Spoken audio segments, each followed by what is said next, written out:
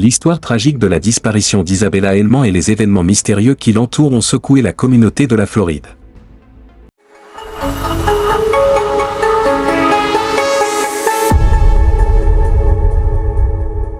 Le 15 mai 2017, aux alentours de 1h du matin, un appel de détresse a été reçu par la gendarmerie de l'île de la Floride. Le rapport indiquait qu'un bateau en provenance de la réserve cubaine de Varadero, en route vers la Floride, avait heurté un objet inconnu, provoquant une avarie majeure. 2 personnes se trouvaient à bord, mais lorsqu'un seul occupant a été retrouvé, les enquêteurs ont commencé à se poser de nombreuses questions sur ce qui s'était réellement passé. Louis Bennett, originaire du Royaume-Uni et d'Australie, et Isabella Hellman, née en Colombie et naturalisée américaine, s'étaient rencontrés en ligne en 2015. En 2017, le couple, après la naissance de leur fille Amelia, avait emménagé ensemble à Delray Beach en Floride, où Louis possédait une petite entreprise de panneaux solaires et Isabella travaillait dans l'immobilier. Ils avaient acheté un catamaran, et en avril 2017, après avoir laissé leur fille chez des proches, Isabella et Louis étaient partis en voyage à Saint-Martin. Ils avaient prévu de revenir à la Floride à bord du catamaran. En mai 2017, après quelques étapes, ils avaient pris le départ depuis Cuba, leur destination suivante avant leur retour. Le 14 mai, à 17h30, le couple est parti du resort de Varadero, mais vers 1h du matin, Louis a lancé un appel de détresse, signalant que le bateau avait commencé à couler après une collision avec un objet inconnu. Louis expliqua que sa femme avait disparu à ce moment-là. Lors de l'interrogatoire avec les autorités, Louis indiqua que lui-même s'était réveillé après un choc et, découvrant que le bateau était en train de couler, il s'était précipité sur le pont sans retrouver sa femme. Selon ses dires, elle portait un gilet de sauvetage lorsqu'elle a disparu. Les gendarmes ont récupéré un canot de sauvetage, mais la gendarmerie ne retrouva aucun signe d'Isabella, bien que le bateau ait été retrouvé à la dérive. La famille d'Isabella a rapidement exprimé son scepticisme, notamment la sœur d'Isabella, qui accusa Louis de la disparition de sa sœur. L'enquête révéla que des tensions existaient dans le couple, notamment en raison de désaccords concernant leur lieu de résidence et le déménagement d'Isabella en Australie.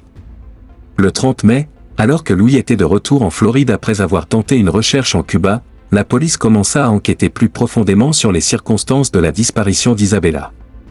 En effet, l'enquête révéla que Louis avait été impliqué dans un vol de pièces de collection, retrouvé plus tard dans ses affaires. Ces pièces provenaient d'un incident de vol sur un autre bateau dans les Caraïbes. Ces découvertes ont renforcé les soupçons des enquêteurs à l'encontre de Louis. Les pièces retrouvées étaient des objets précieux et avaient été volées 1 an avant l'incident, mais elles n'avaient jamais été retrouvées jusqu'à ce moment-là. Le 16 juin, après que la recherche dans l'appartement de Louis ait révélé 162 autres pièces de collection, l'enquête sur sa fuite et les circonstances de la disparition d'Isabella se sont intensifiées. Louis avait en effet quitté les États-Unis pour l'Angleterre après la disparition de sa femme, où il a tenté de s'installer avec sa fille. Mais son départ précipité et ses actions suspectes ont conduit à son arrestation en août 2017. Louis Bennett a été arrêté et accusé de plusieurs délits, dont le vol et la fraude. Il a été mis en détention, et ses tentatives de faire déclarer Isabella morte ont échoué, car l'enquête sur sa disparition était toujours en cours. Son cas a été examiné par les autorités américaines et un jugement a été rendu. Le 20 février 2018, Bennett a été condamné à 7 mois de prison, suivi de 3 ans de probation. Le cas de Louis Bennett et la disparition d'Isabella Hellman a fait la une des journaux, car il soulève de nombreuses questions sur les circonstances qui ont mené à cette tragédie. L'affaire reste marquée par le mystère, et bien que les preuves contre Louis se soient accumulées, une part d'incertitude persiste sur les événements réels du 15 mai 2017. Les autorités ont estimé que Louis Bennett avait délibérément causé la collision du catamaran, dans le but de couvrir ses actes et effacer les preuves de son crime. Il croyait qu'il voulait hériter de la fortune de sa femme pour combler ses dettes personnelles, puis emmener leur fille Amelia en Australie pour commencer une nouvelle vie. Des éléments dans l'enquête ont renforcé cette théorie. En effet, avant la disparition d'Isabella, elle avait partagé plusieurs messages inquiétants avec ses proches. Dans ces messages, elle exprimait sa peur vis-à-vis de son mari, évoquant son comportement de plus en plus abusif, ce qui la rendait mal à l'aise à la maison. Un de ces messages disait « Si tu ne m'aimes plus, arrête tout ça car c'est pathétique la façon dont tu m'as traité. » Ces déclarations ont laissé entendre que la relation entre Isabella et Louis s'était détériorée avant son voyage fatal. L'enquête a aussi révélé des détails importants concernant l'état du catamaran après l'incident.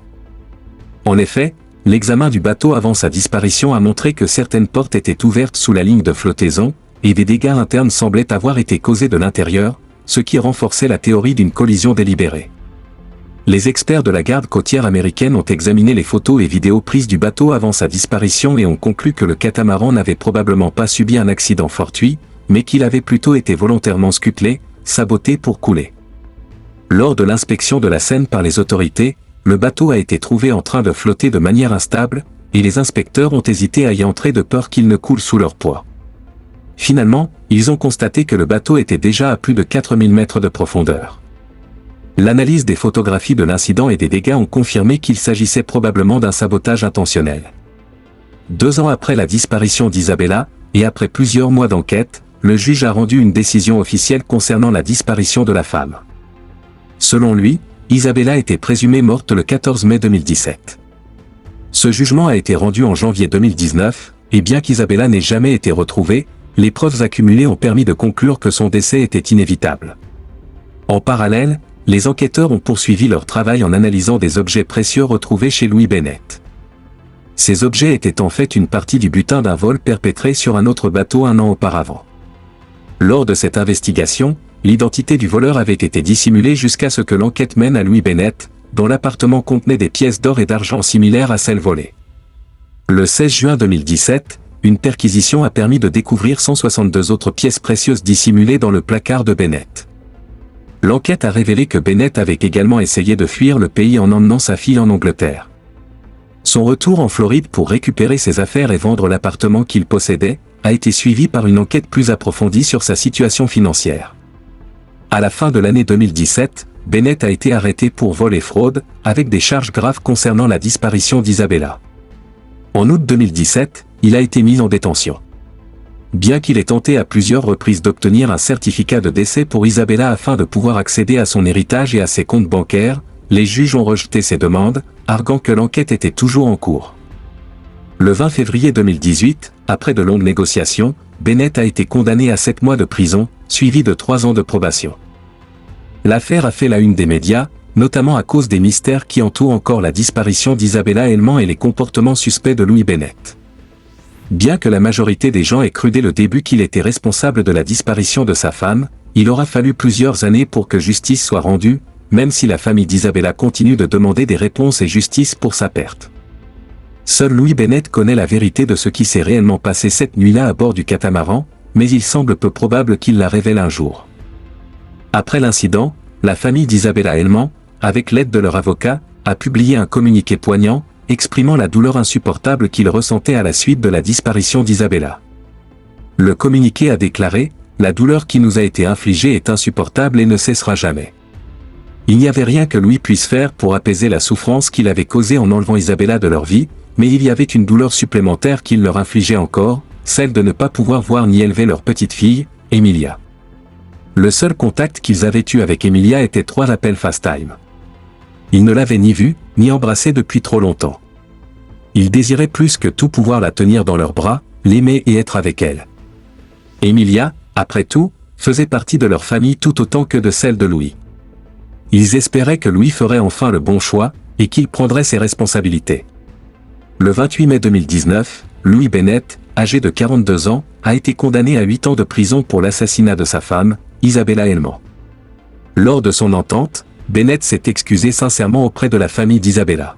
« Je tiens à exprimer mes excuses profondes et sincères à Isabella et à sa famille. Je sais qu'ils ont vécu une douleur inimaginable à cause de mes actions, et pour cela, je suis vraiment désolé. J'ai pris des décisions imprudentes qui ont abouti à une tragédie d'une telle ampleur que j'espère que personne d'autre ne devra vivre cela, » a déclaré Bennett lors de l'audience à la Cour fédérale de Miami. Dans le cadre de l'entente, il a également renoncé à son droit d'appel. Avant que le juge ne rende sa décision, Bennett a demandé à être libéré de prison plus tôt pour pouvoir élever sa fille. « Si vous me permettez d'être avec ma fille le plus tôt possible, » a dit Bennett, « je veux l'élever de manière respectueuse en honneur de la mémoire de ma femme. » Cependant, le juge Moreno a suivi la position des procureurs et a décidé de maintenir la peine de 8 ans de prison, suivie de 3 années de libération surveillée. Après l'annonce de la décision, la famille d'Isabella Helman a exprimé son intention de rendre visite à Emilia, qui vivait avec les parents de Bennett en Angleterre. « Je pense qu'à ce stade, tout ce que nous pouvons faire, c'est espérer que les visites se poursuivent. Il est important que les 2 familles participent à sa vie, pour qu'elle grandisse entourée de ceux qui l'aiment, a déclaré Michel Ketrozer, l'avocat représentant la famille d'Isabella Helman. Elle a perdu sa mère, mais cela ne signifie pas qu'elle a perdu sa famille, a ajouté l'avocat. Le mieux serait que les deux familles soient impliquées dans sa vie afin qu'elle ait toujours des gens pour la soutenir. Merci à vous d'avoir pris le temps de suivre cette vidéo. Les événements tragiques qui ont marqué l'histoire de Lauren Burke méritent d'être racontés, afin que de telles histoires ne soient pas oubliées. La justice, la mémoire et la vérité sont des valeurs essentielles que nous devons continuer de défendre, et il est important de rendre hommage à ceux qui ont été touchés par des drames comme celui-ci. Merci à tous ceux qui se battent pour faire en sorte que la justice soit rendue et que les victimes soient honorées. Si vous avez trouvé cette vidéo utile et émouvante, n'hésitez pas à partager vos pensées en commentaire. Votre soutien et vos partages permettent de continuer à mettre en lumière des histoires importantes. À très bientôt.